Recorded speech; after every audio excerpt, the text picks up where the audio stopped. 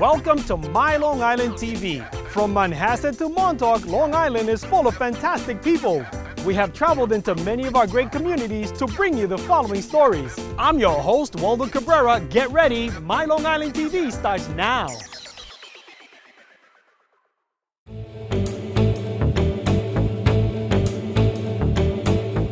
You know, one of the things we always say, there's always something going on at Martha Clara. And what it is we try and keep things fresh, fun. We try and evolve our events. We try and, do some different things. You know, we've started this, bee and butterfly class. As much as, we love wine here, but nobody drinks wine in silence and by themselves. So we try and do things where people are having a good time and enjoying local wine while doing it. Bees don't play so much of a vital role in winemaking as they do in the role of the foods that pair with wine. So direct A to B, there isn't necessarily a correlation, no pun intended, but along the way, the foods that we're eating with wine, that we're eating with wine, it's the bees are really a major part of that. The thing is the reason I've had to remind myself is I've been teaching a beekeeping course, and I forget people get afraid of bees. I was in Boy Scouts, and there was a beekeeping merit badge at the time. And so I got taught by a guy in Lindenhurst, Long Island. That was my intro to bees. Germs cannot actually grow in honey. In fact, it's quite an interesting thing. You'd think with all that sugar you should be able to grow some kind of germ.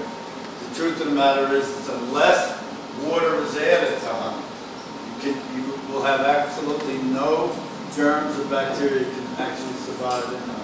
I've had a lifelong interest in insects, but when I started to actually study honeybees, I became fascinated by their interaction of plants and bees.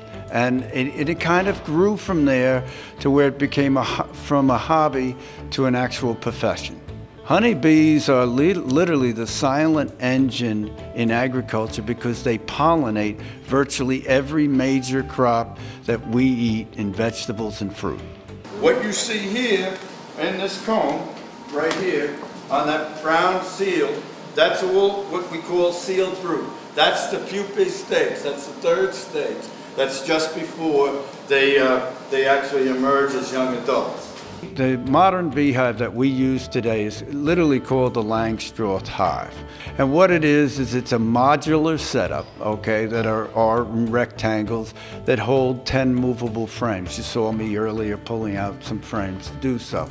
And they can be stacked up, box after box. They keep their brood or their young, that's the term for it, in the bottom portion of the hive, and then up above those boxes are the honey boxes.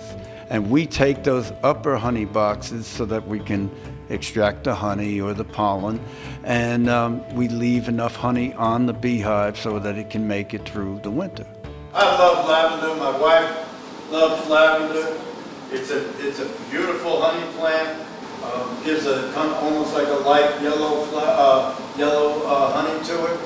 My wife uses both the fresh flower cut and the dry floral. It's the dry floral in the house that's beautiful in the wintertime. The connection is this. Honey was the original source that they used to make mead or honey wine from. And they've made it since the Vikings age, okay?